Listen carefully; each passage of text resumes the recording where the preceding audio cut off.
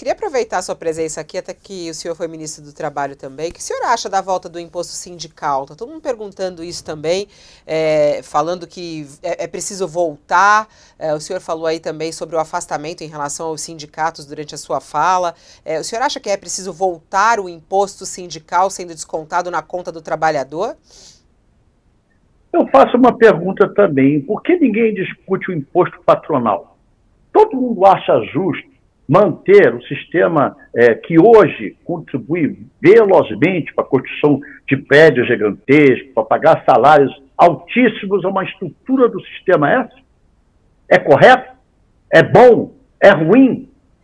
Porque, da mesma maneira, a gente tem que discutir o imposto patronal como imposto dos trabalhadores. Como o trabalhador vai conseguir se organizar se ele não tiver condição financeira de pagar ônibus para deslocar até Brasília, de pagar carro de som, de ter suas... Eles fazem assistencialismo também, eles têm médicos do sindicato, eles têm atendimento dentário, entendeu? Tem muita coisa que tem que ser discutida. Como vai ter esse financiamento? Essa é a discussão.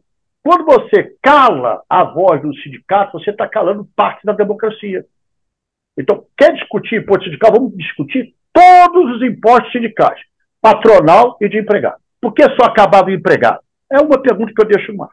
Mas, ministro... o senhor tem toda a razão quando levanta isso. Mas é só importante a sua opinião, né, ministro? Que eu lhe perguntei. O senhor é a favor dessa volta? Porque é isso que está sendo discutido agora. Eu sou a favor que os trabalhadores tenham linha de financiamento para as suas organizações. O imposto sindical é a única linha possível da realidade brasileira.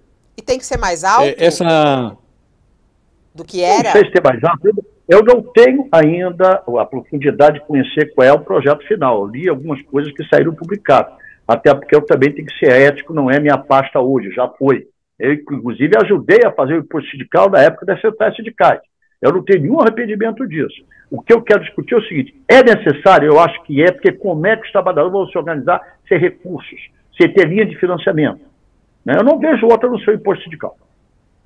O senhor levanta uma discussão interessante, que é o financiamento do sistema sindical patronal, né? No início do governo Bolsonaro, acho que foi até no discurso de posse, o ministro Paulo Guedes dizia: vou passar a faca no sistema S. Ele dizia, inclusive, que havia no Brasil uma aliança que levava a conduzir a um pântano político com piratas privados, burocratas corruptos. No fim, não passou faca nenhuma. O que eu queria lhe perguntar não seria o caso de rever o sistema de financiamento do patronato e em vez de reativar o dos sindicatos? Porque é lícito também o raciocínio segundo o qual ninguém é obrigado a pagar para o funcionamento do sindicato. Se o trabalhador quer contribuir, o sindicato tem que se fazer útil e não fazer uma contribuição compulsória, como havia, e cobrar de todo mundo. O sindicato que se valorize e que convença o trabalhador de que deve receber alguma coisa, ou não? Essa sua parte final eu concordo inteiramente. Eu acho que tem que ser voluntária. Ela pode ser calculada, ela pode ser colocada os valores, mas o trabalhador tem que aceitar, né? Então, essa é a discussão que eu acho que tem que ser travada à luz do dia, né? Acho necessário ter uma fonte de financiamento para o sindicato dos trabalhadores. Acho importante ter isso para eles sobreviverem. Agora, não pode ser obrigatório sem aceitação do sindicalista. Agora, quando vai negociar, por exemplo, aumento salarial, o sindicato negocia aumento salarial, todos querem aumento. E nessa hora é importante a presença do sindicato para negociar. Então, quem tem um aumento não pode também ter que contribuir? É uma pergunta que tem que discutir. A sociedade não pode ser vista apenas sob a ótica de uma parte. Nós temos que discutir com toda a parcela da sociedade. Então, eu penso que essa última, a parte final da sua fala, é coerente, né? Como deveria ser coerente a mesma coisa para o imposto patronal, que também é obrigatório. Todas as empresas têm que pagar. É correto? É bom o serviço? Não é? É um questionamento que eu quero ter. O que eu não acho correto, é minha opinião, é acabar com o imposto dos trabalhadores e manter o imposto dos empresários. Você acha que os dois impostos, o que financia o patronato no sistema S e o imposto sindical, geram um peleguismo nos dois lados? Pode gerar. Dependendo da situação, pode gerar. Não estou dizendo que não.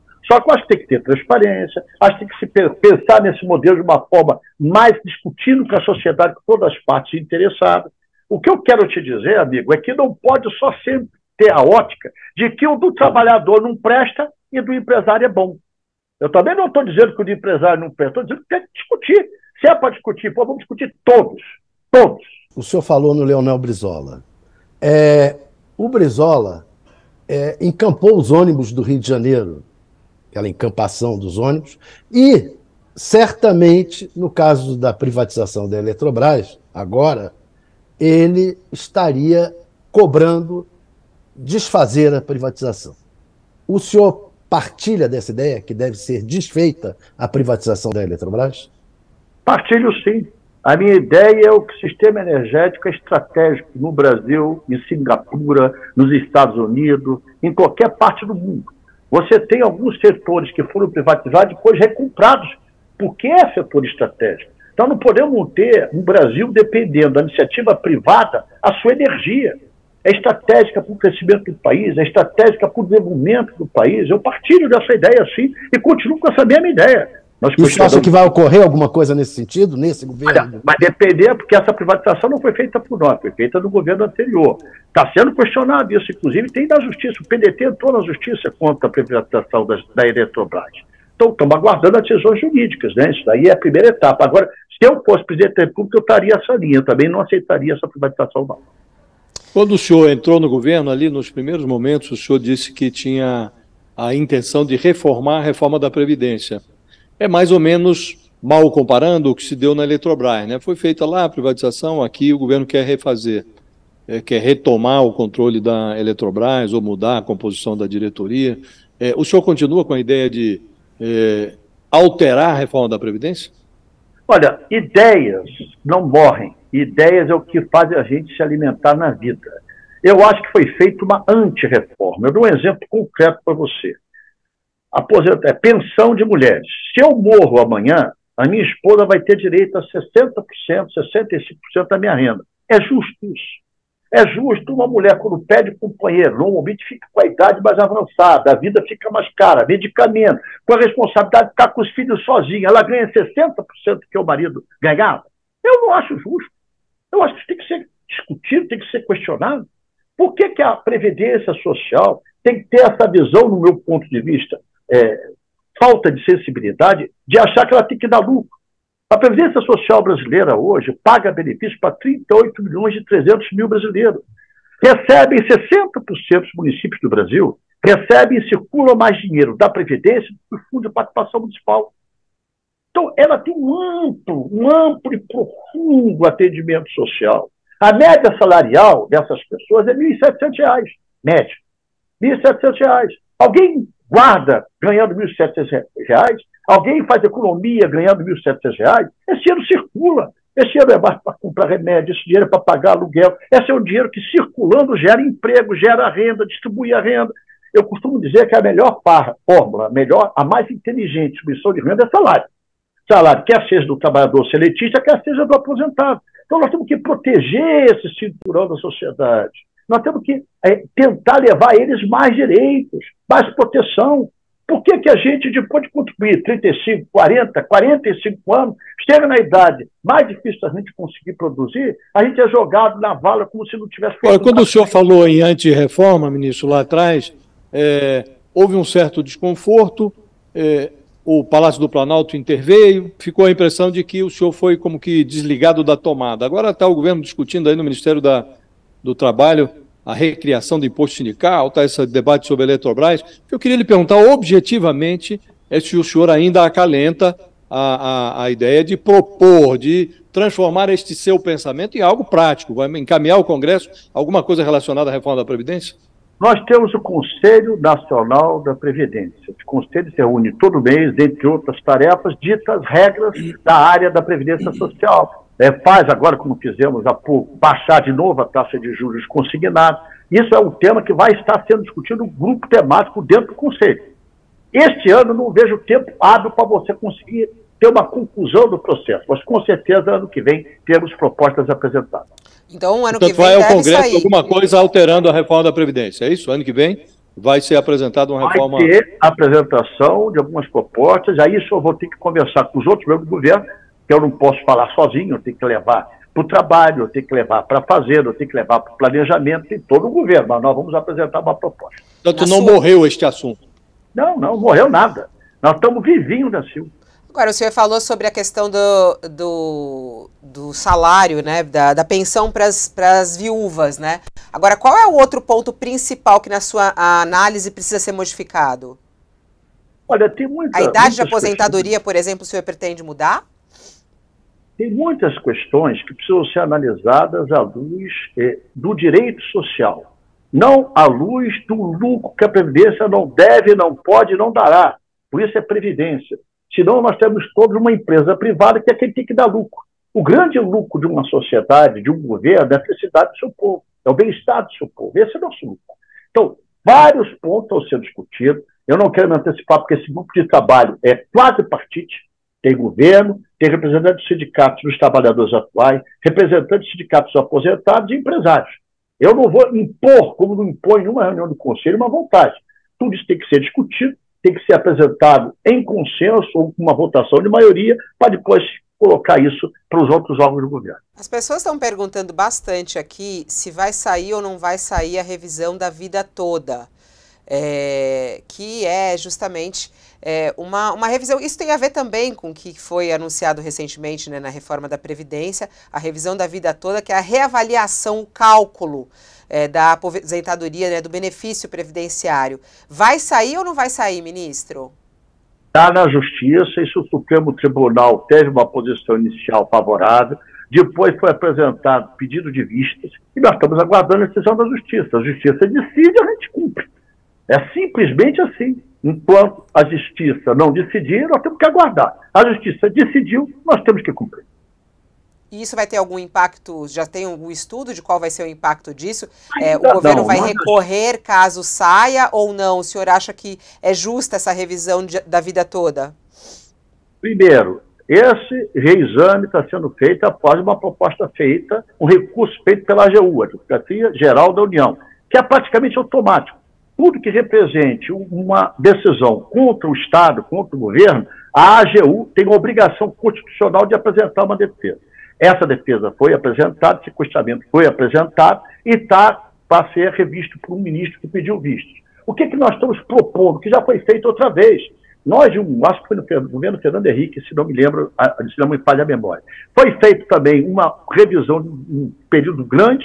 Nós fizemos, através do INSS, da Previdência Social, um parcelamento, uma negociação com a Justiça de parcelamento dessa dívida. Nós propomos isso também ao Supremo agora, um parcelamento da dívida, que é uma dívida que envolve milhões de brasileiros, e a Previdência não tem como bancar de uma vez. Então, isso está lá e estamos aguardando a decisão da Justiça. Agora, ministro, o senhor disse que a Previdência não tem que dar lucro. De fato, não. Agora, também não precisa dar prejuízo, né? Tem uma discussão aí se a Previdência é deficitária, se não é deficitária. Desreformar a Previdência nesse instante não vai agravar o problema do déficit? Parece que tem uma conta diferente aí, né? Não é só ter a conta diferente, José, é ter a avaliação do que representa essa conta. Por quê? Vou te dar um exemplo. Hoje, um programa social da Previdência Social é o maior programa contínuo do mundo. Maior. Atinge 38 milhões e 300 mil brasileiros. Por que eu digo contínuo? Porque tem alguns que são feitos esporadicamente, para aquele momento, aquele programa social que muda o governo, pode mudar. Previdência Social não. Previdência Social é um direito da cidadania. Então, primeiro, é mudar a ótica de saber o papel da Previdência Social. Se eu tenho praticamente 25% da população, 20% da população brasileira que vive da Previdência, eu vou desconhecer esse número? Eu vou desconhecer que eu posso levar essas pessoas para o âmbito da miséria absoluta? Eu vou desconhecer que isso é uma realidade, quase uma Argentina dentro do Brasil, em população que nós estamos com a Previdência bancando? Eu vou desconhecer que ali você tem, por exemplo, o trabalhador do sistema agrícola. Muitos não contribuíram com a Previdência. A Constituinte de 88, do meu ponto de vista corretamente, abrigou-os para a Previdência Social. O seguro-defesa, com 800 mil pagamentos mês, é pago pela Previdência. É claro que esse recurso vem do FAT, mas é pago pela Previdência. Você tem o ALOAS, você tem as pessoas com deficiência. O que você vai fazer? Vai simplesmente dizer, olha, são 5, 6, 8 milhões, esquece, morram de fome que está tudo resolvido porque eu preciso dar lucro. Não é assim. Eu não aceito isso não pode ser simples assim. Nós estamos lidando com seres humanos. com vidas, com pessoas que precisam ter no Estado um aliado, um parceiro, não um inimigo.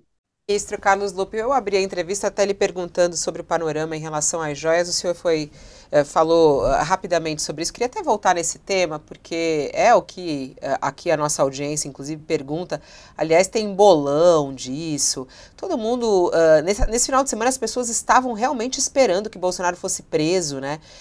Ou o passaporte dele apreendido. E as pessoas estão nessa expectativa de uma operação a qualquer momento da Polícia Federal que faça isso. O senhor também tem essa expectativa? O senhor acredita que Bolsonaro possa acabar preso por causa desse episódio das joias? E qual vai ser o impacto disso, né, no país? Olha, eu acho que não é só o impacto do roubo das joias, é o conjunto da obra. É uma obra delitosa, é uma obra que já vem... Por exemplo, será que a gente vai deixar impune a omissão que ele teve com a pandemia, com a Covid? Né? Quantos milhares de brasileiros não morreram por uma falta de ter a vacina naquele momento inicial adequado? Estou dando um exemplo. E outros tipos de crime, agressões, o golpe que se tentou fazer no dia 8 de janeiro, né? As joias é mais uma etapa nesse conjunto de obras criminosas. Compete, repito, a justiça examinar. Eu acho que é questão de tempo, né? Ele ser preso, na minha opinião, pelo conjunto de obras que está diagnosticado, que está apresentado, é questão de tempo. Pode ser daqui a um mês, pode ser daqui a 2 meses, 3 meses, é uma questão de tempo. Agora, é claro, a justiça tem que se guardar, tem que se proteger para fazer o ato bem fundamentado legalmente, né? Para depois não ficar um disse-me-disse, uma quebra de braço entre um poder e outro poder. Mas a repercussão disso, eu sou do Rio de Janeiro, né?